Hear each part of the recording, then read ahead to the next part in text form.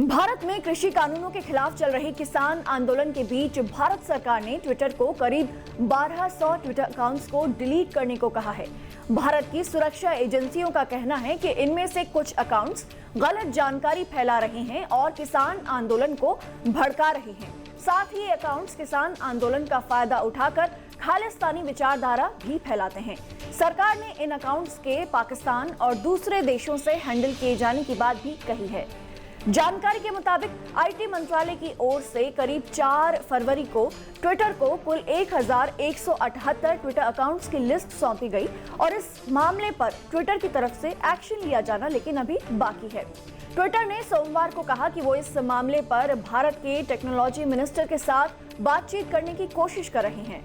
इससे पहले भी किसान आंदोलन से जुड़े करीब 257 ट्विटर अकाउंट्स की लिस्ट ट्विटर को सौंपी गई थी। ट्विटर ने इन अकाउंट्स को बैन कर दिया था, लेकिन कुछ ही घंटों में इन्हें दोबारा से चालू कर दिया गया। सरकार की ओर से इस मामले पर नाराजगी जाहिर की गई थी और ट्विटर से जवाब मांगा गया था। भारत में कृषि कानूनों के खिलाफ किसानों का आंदोलन पिछले करीब 3 महीनों से चल रहा है। हाल ही में pop star Rihanna, model Amanda Cerny, Mia Khalifa, Greta Thunberg के साथ ही अमेरिका और ब्रिटेन के कई नेताओं ने इसे लेकर ट्वीट किया था, जिसके बाद ट्विटर के इंटरनेशनल प्लेटफॉर्म पर मोदी सरकार की काफी किरकिरी हुई थी। सरकार के साथ ट्विटर के टकराव के बाद ट्विटर इंडिया और साउथ एशिया के लिए पब्लिक पॉलिसी की डायरेक्टर महिमा कौल ने भी अपने पद से इस्तीफा दे दिया है।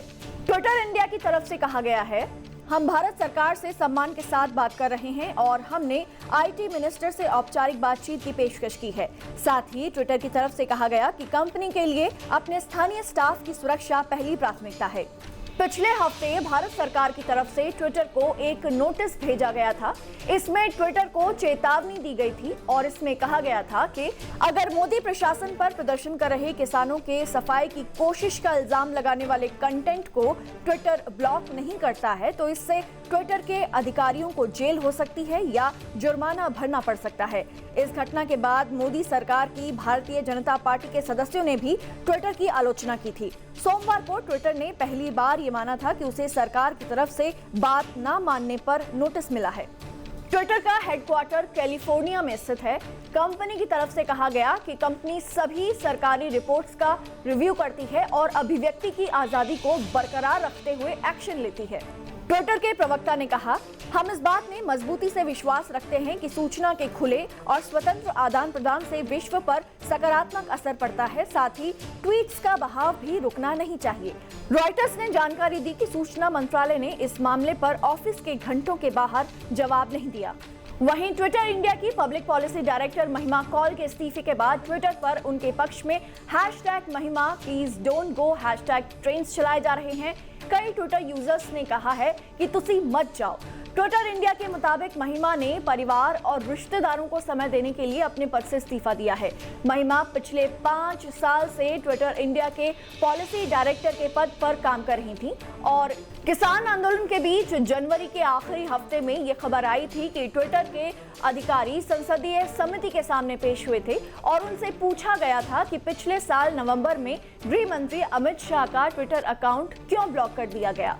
इसके जवाब में ट्विटर की तरफ से बताया गया था कि एक फोटो के कॉपीराइट को लेकर ये एक्शन लिया गया था और करीब आधा घंटे में ही उनका अकाउंट वापस रिस्टोर भी कर दिया गया था। ये पहली बार नहीं है कि जब ट्विटर ने किसी सरकार के ऊंचे पद पर बैठे व्यक्ति के खिलाफ एक्शन लिया हो। आपको याद ही होगा कि ट्विटर ने हेट स्पीच और गलत जानकारी के मामलों पर अमेरिका के पूर्व राष्ट्रपति डोनाल्ड ट्रंप पर कितनी सख्ती दिखाई थी और फिर उनका ट्विटर अकाउंट भी सस्पेंड कर दिया। लेकिन भारत की संसदीय समिति के साथ हुई इस मीटिंग के बाद ट्विटर ने लीगल डिमांड का हवाला देते हुए किसान एकता मोर्चा, कारवां मैगजीन, आदिवासी एक्टिविस्ट हंसराज मीना और प्रसार भारती के सीईओ शशि शेखर का ट्विटर अकाउंट होल्ड कर दिया था। लेकिन बाद में इन ट्विटर अकाउंट्स को दोबारा से एक्टिव कर दिया गया। हाल ही में अमेरिकी विदेश मंत्रालय और इंडिया कॉकस की तरफ से भी भारत में अभिव्यक्ति की आजादी को बरकरार रखे जाने की बात कही गई थी। साथ ही कहा गया था कि लोकतंत्र के नियमों को बरकरार रखा जाना चाहिए।